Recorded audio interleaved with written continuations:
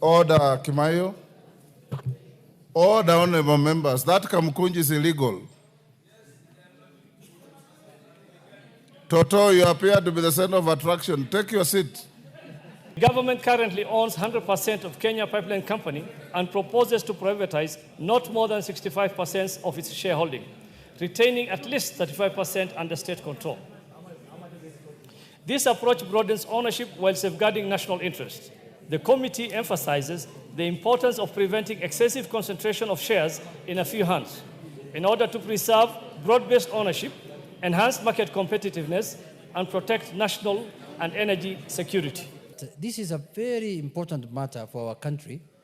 So I want to be given good time for debate, Mr. Speaker. We want to share with Kenyans. We want to share with Kenyans what we know, Mr. Speaker. Mr. Speaker, this is, Mr. Speaker, protect me, Mr. Speaker. Protect me, Mr. Speaker. Mr. Speaker, I must be given, Mr. Speaker, I am entitled. Order, members. Mr. Speaker, he's on a point of order. I was sent here, Mr. Speaker, there are fools here who are just shouting at me. I don't want to say that. Order. You're a fool, Bana. Honorable Junet, withdraw the use of the word fools. I withdraw. Order. Bana, stop shouting at me. Order, Honorable Junet. Yes, Shuria. Thank you, Honorable Speaker. Honorable Speaker, I beg to move that this House adopts the joint report of the Departmental Committee on Energy and the Select Committee on Public Debt and Privatization on the consideration of the sessional paper number 2 of 2025 on the proposed privatization of Kenya Pipeline Company Limited, laid on the table of the House on Thursday, 14th August 2025, and 1. Honorable Speaker, the joint committees undertook a detailed review of the sessional paper and concluded that Kenya Pipeline Company Limited is indeed suitable for privatization. The company, being a strategic asset wholly owned by the government and therefore by the people of Kenya, is financially strong, well-positioned to deliver positive returns.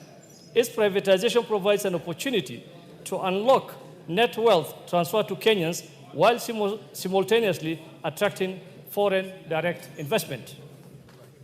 The proposed privatization, Honorable Speaker, is expected to deliver multiple benefits to the company.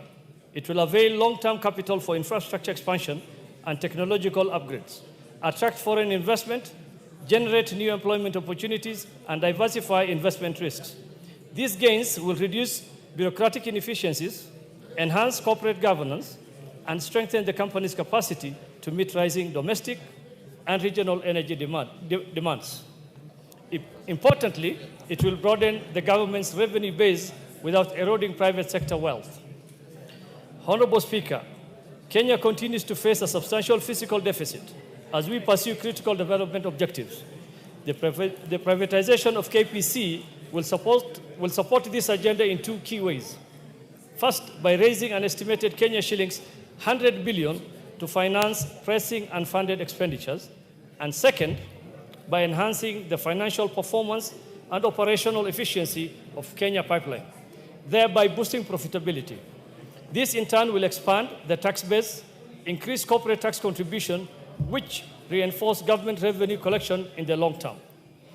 Honorable Speaker, this process also highlights the importance of integrating non-tax and non-debt financing mechanisms, such as privatization and public-private partnership, into our broader fiscal strategy.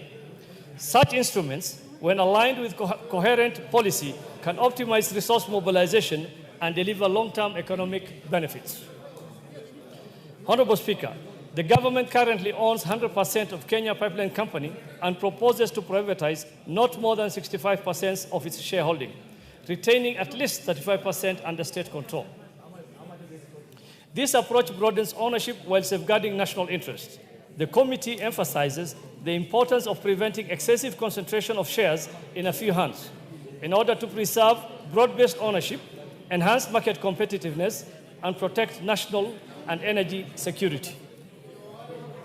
Further, Honorable Speaker, Kenya has the right market conditions to undertake this IPO, a stable macroeconomic environment, strong performance at the Nairobi Securities Exchange, adequate capital depth, and transparent regulatory framework in the capital markets and energy sectors.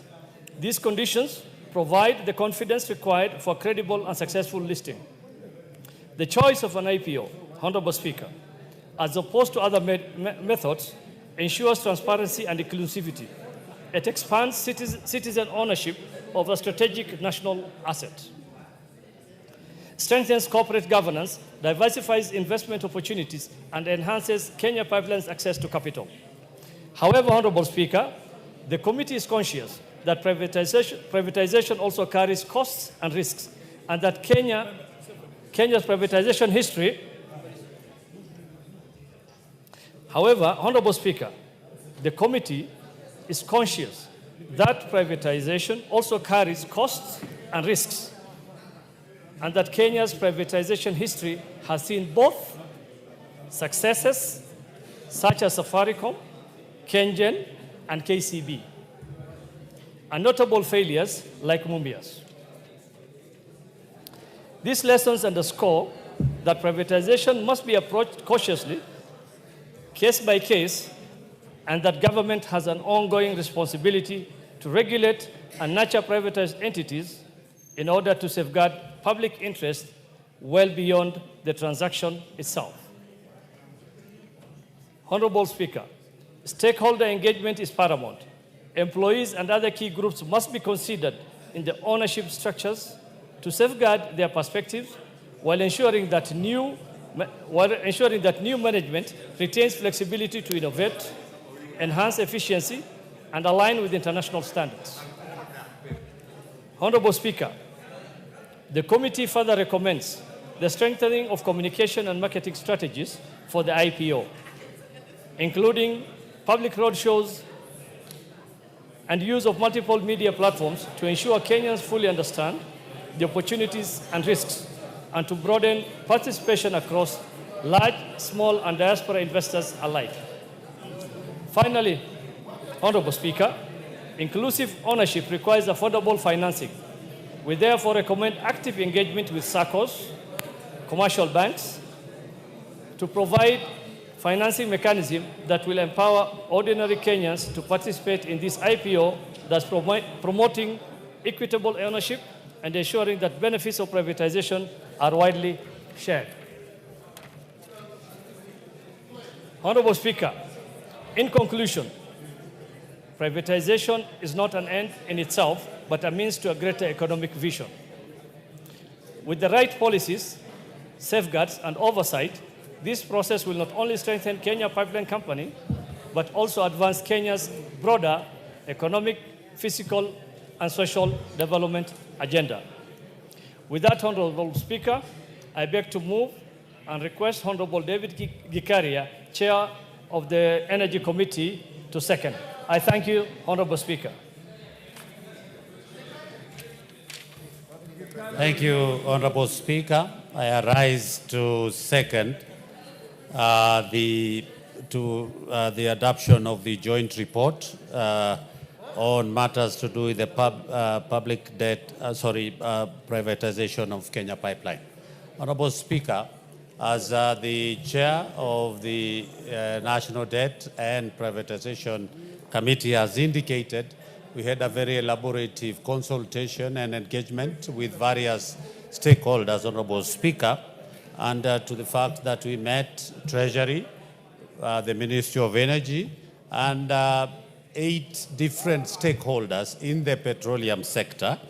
And I want to admit, Honorable Speaker, that all of them did support the sale of this because of a very, very obvious reason. One, Honorable Speaker, is that during our budget public participation, it was alluded to the fact that we will be raising 149 billion shillings through privatization, out of which, Honorable Speaker, 100 billion was going to be realized from the sale of Kenya Pipeline Company, Honorable Speaker.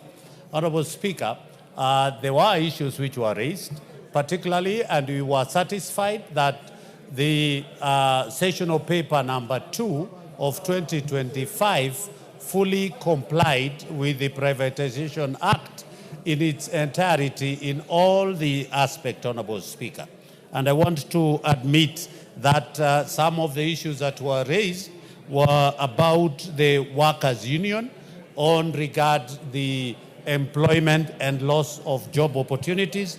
And Honorable Speaker, it was agreed that the workers are assured that no job losses will be envisaged. Secondly, there was an issue as to whether the petroleum tariffs will be increased by bringing in a private investment. And Honorable Speaker, it was confirmed that EPRA will continue in its mandate and responsibility of regulating the petroleum prices in the market. Honorable Speaker, I don't want to go deeper into the details, and I want to admit that it is indeed important for us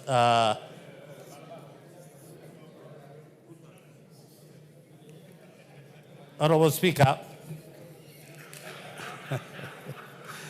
it is, Honorable Speaker, the proposal seeks to privatize 65% of the government shareholding in KPC through the initial public offer. This, Honorable Speaker, by retaining, the government will be retaining 35% to safeguard the strategic control. Honorable Speaker, as it has been indicated, the objective is to raise, Honorable Speaker, approximately 100 billion, Honorable Speaker, which will go to finance the 2025-2026 budget and reduce the debt reliance and broaden citizen participation in one of the nation's most strategic enterprises. Honorable Speaker, our committee did find KPC to be financially sound and strategically important institution that plays a central role in petroleum transport and storage in Kenya and the wider East African region.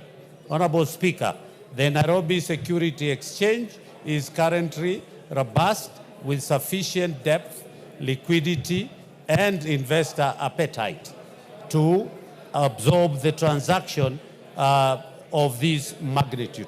Honorable Speaker, Kenya regulatory framework in both the energy and capital market sectors is strong enough to guarantee transparent, fairness, and protection of investors' interest. Honorable Speaker, the committee made several recommendations. First, that the House approves the privatization of KPC through an IPO in which government will retain 35% of the stake. Second, that, yes, Honorable Speaker, that this indeed is a very important privatization. Honorable Speaker, I second.